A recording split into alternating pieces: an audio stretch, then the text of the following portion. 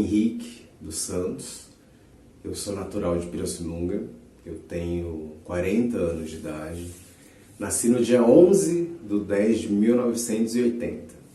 Sou natural da cidade de Pirassununga, aqui no interior de São Paulo. Bom, enfim, fui convidado aqui para falar um pouquinho da minha história relacionada ao teatro, esse projeto incrível, né? Que é o Resgatando a Memória Teatral aqui em Rio Claro. E assim, vou desenterrar minha memória de longo prazo da minha infância, quando eu tinha uns 7, 8 anos de idade, terceiro ano do ensino fundamental, lá na cidade de Pirassununga. Eu estudava no colégio público, na escola Osmarina C.D. Padilha, e eu me recordo que por usar a biblioteca da escola e sempre ser um leitor, uma criança assídua com a leitura, eu peguei um livro, né, da história do Chapeuzinho Vermelho e pedi para a minha professora para eu organizar com o grupo de alunos da sala a montagem da peça, né? E é engraçado que isso não fazia parte do conteúdo programático da escola e muito menos a professora trabalhava teatro com a gente. Era uma coisa que a gente não estudava. E daí eu juntei as crianças, vi um espaço lá da escola, se não me recordo, se não me falha a memória, foi a própria cantina da escola onde nós gravamos, né? Ensaiamos e apresentamos a peça para as próprias crianças, né? Da sala e os demais alunos daquele período. Então foi aí que eu comecei, né? Eu acredito que foi aí que brotou essa primeira vontade minha em querer me expressar através da linguagem teatral, né? Então eu era uma criança com 8 anos de idade. O que aconteceu? Eu fui buscar o ensino médio numa escola que era diferenciada num projeto piloto de educação aqui no estado de São Paulo, que ele tinha uma perspectiva de educação inovadora que era o Cefam, né? Centro Específico de Formação e Aperfeiçoamento ao Magistério. E o Cefam, ele trabalhava numa perspectiva totalmente diferente, no modo de ensinar os alunos, né? Tinha uma perspectiva de um ensino completamente construtivista. E quando eu ingressei nessa escola para estudar o ensino médio, tinha já um grupo nessa escola de pessoas que depois vieram se tornar grandes amigos meus até hoje, né? Que eles me levaram até um curso de teatro que existia lá em Pirassununga, isso em 1997, eu tinha 17 anos de idade, e era o TUSP, Teatro da USP. E lá no TUSP já tinha constituído um grupo de teatro, que era o grupo, a Companhia Teatral Boi de Botas, né? E era um projeto de extensão universitária da USP, e os alunos do Cefam em Pirassununga faziam essa migração, né? Eles saíam da escola para estudar teatro, lá no campus da USP. Aproveitando o gancho também, eu queria contar um pouquinho do contexto, da importância do teatro para a cidade de Pirassununga, né? Pirassununga teve como uma grande referência a Cacilda Becker, né? Que foi uma grande atriz do TBC, né? Trabalhou com Sérgio Cardoso, Paulo Altran, vários atores brasileiros consagrados. Foi uma atriz de grande renome que ela só nasceu em Pirassununga, né? E depois ela constituiu toda a carreira dela em São Paulo e foi uma artista incrível. Por conta disso, Pirassununga tentou cultivar e cultuar essa história da Cacilda Becker ter nascido lá, né? Então se tem o Teatro Municipal Cacilda Becker, se tem o Conservatório de Música e Dança Cacilda Becker, e sempre foi estimulado nessa questão de cursos livres de teatro, muitas companhias de teatro que nasceram e morreram, mas o Boi de Botas, por ter esse fomento de ser um projeto de extensão universitária da USP, ele tinha um pouco mais de solidez, né? E as pessoas migravam para lá, que tinha um suporte para se poder fazer teatro lá. E daí eu participei da primeira montagem, né? Que era uma montagem profissional, com uma diretora e tudo mais, que foi em 1997, que foi eu fiz o elenco de apoio da peça, nem tinha papel, né? Que foi uma peça chamada Jacques ou Submissão, dirigida pela atriz Simone Boer, que era a pessoa que coordenava a história toda, né? E fiz grandes amigos, aprendi muitas coisas com esse curso, né? E daí a coisa não parou mais. Daí em diante, o meu interesse só foi aumentando, né? Pelo fazer teatral. É uma coisa que é muito curiosa, que eu nunca cheguei a pensar em estudar artes cênicas, uma perspectiva acadêmica, nem nada disso. Mas eu lia muito teatro, até hoje, né? é uma coisa que me consome o tempo. Assim, eu gosto muito de comprar livros sobre teatro, leio peças. Hoje, com esse advento maravilhoso que a internet nos proporciona, né, dá para baixar os PDFs e ler os textos. Então, é muito legal que eu, digamos assim, numa perspectiva de autodidata, eu me interessei em cultivar essa questão de estudar o teatro, né? E sem falar também que é uma leitura muito dinâmica, né? É muito diferente você pegar um texto de teatro, você consegue ler ele rápido, né? Diferente de você ler um livro de literatura, né? O texto teatral ele é mais fluido para ler, né? E eu sou apaixonado por ler peças de teatro. Saí de Pirassununga em 2003 e vim para Campinas, passei 2 anos em Campinas para me preparar para o vestibular, né? Que eu queria ingressar em alguma universidade de artes, não necessariamente de artes, mas que fosse um curso de humanas e licenciatura. E acabei vindo parar em 2005, cursando o curso de licenciatura em Geografia na Unesp Rio Claro, né? Eu já tinha uma história bem afetuosa com o Rio Claro, que tem um tio meu muito querido, né? Meu tio Valdeci, que ele é natural daqui de Rio Claro, irmão da minha avó, né? Um tio avô meu. Então eu lembro que eu vinha, quando eu era criança, passar as férias aqui em Rio Claro, né? Só que eu nunca imaginei que em algum momento da minha vida fosse me estabelecer aqui, né? E uma coisa que era para fazer uma graduação de 4 anos, no curso de licenciatura em Geografia pela Unesp, acabou hoje, em 2021, está dando 15 anos que eu estou aqui, né? Então eu acabei me estabelecendo aqui em Rio Claro. E chegando aqui, no primeiro ano da faculdade, eu fui procurar um grupo, né? Pensei comigo, deve ter algum grupo de teatro no campus ou na cidade, né? Eu já sabia que na cidade tinha muita coisa legal rolando, tinha um grupo incrível que se chamava Companhia Quanta de Teatro, né? Do diretor Jefferson Primo, uma pessoa maravilhosa, fez muita coisa legal com esse grupo, né? Então eu sabia que tinha a Companhia Quanta, mas para mim naquele momento era difícil um pouco acessar por conta dos compromissos com a universidade, né? E a gente acaba, quer queira ou quer não, quando você entra na universidade, tem aquele dilema, né? Que é qual a relação que você vai ter com a comunidade, né? Infelizmente a universidade ela acaba se tornando um pouco uma bolha, né? Entre os universitários, que pouco dialogam com a comunidade. Eu vivi um pouco disso, né? Então eu cheguei lá na Unesp, eu conversava com os meus amigos, com as pessoas dos outros cursos, e vi que se tinha uma vontade de fazer teatro, mas as pessoas não estavam dispostas a sair do campus e ir até o centro cultural e fazer o curso, né? Então tinha essa preguiça, digamos, né? E eu vi essa necessidade e propus de fazer as oficinas, né? Então eu comecei a conversar isoladamente com um com o outro, né? Nas festas assim, da faculdade, em alguns momentos de descontração, você ia identificando os pares, né? E as pessoas que tinham essa vontade também comum de fazer teatro, a gente instituiu um grupo, né? A gente montou um grupo e eu comecei a tocar os ensaios e oferecer as oficinas lá no campus da Unesp. E daí começou, né, a ter uma procura de pessoas de vários cursos para ingressarem na companhia, né? Até que a gente colocou um nome no grupo, um nome que foi dado por mim, que carinhosamente, né, eu gosto de lembrar desse nome, que é a Companhia Teatral Bumba Meu Baco. Né? O porquê desse nome? É uma mistura, né, entre uma coisa muito engessada, né, erudita, que vem do renascentismo, essa coisa do Baco, né, do deus Dionísio, cultura greco-romana, junto com uma coisa brasileira popular de rua, que é o Bumba Meu Boi. Então eu pensei em misturar essas duas coisas, né? A festa os festejos do Bumba Meu Boi com os festejos de Dionísio, né?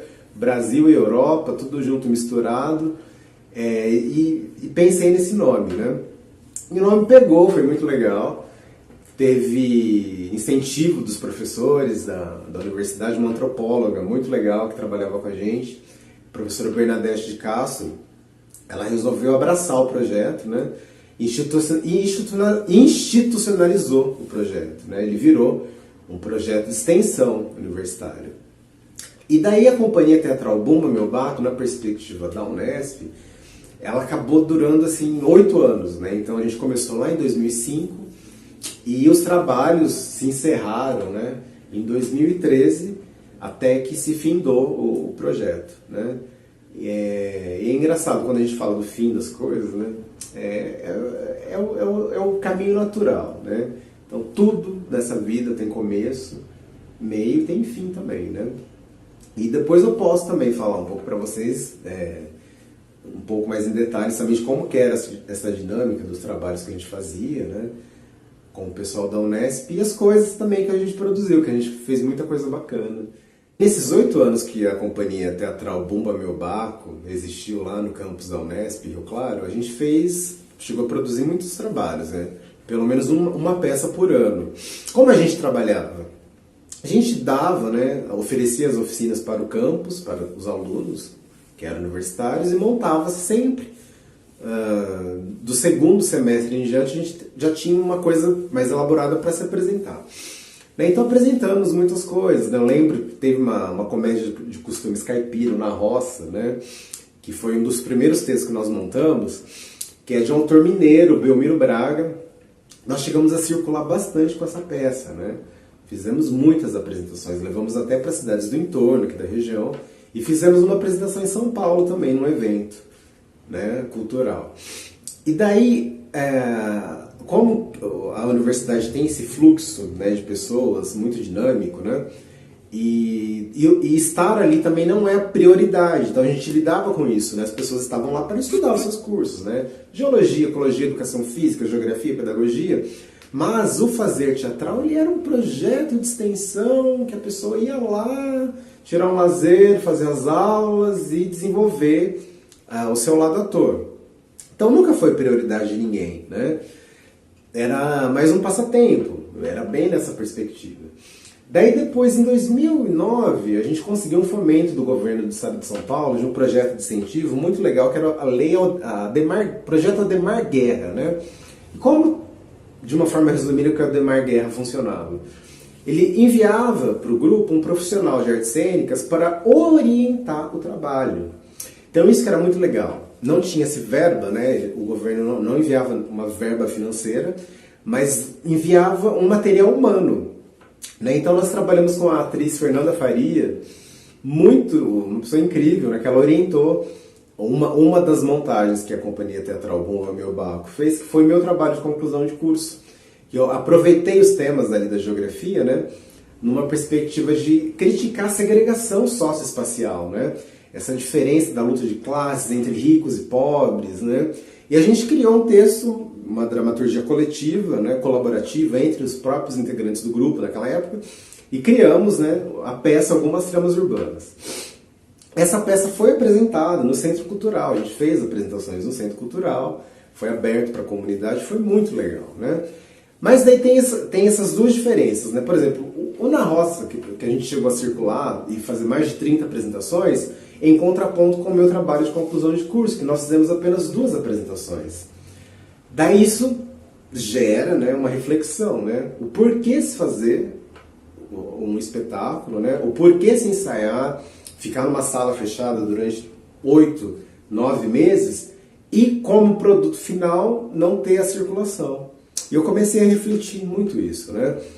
Do porquê que as coisas acabam morrendo na praia e não se circula, né? Não se retoma os trabalhos, né? O teatro, infelizmente, numa perspectiva amadora, onde a energia das pessoas está dividida, né? Ou seja, eu nunca trabalhei com pessoas assim que estejam inteiramente dispostas a viver daquilo, né? Nunca tive a oportunidade de trabalhar e desenvolver o teatro numa perspectiva profissional.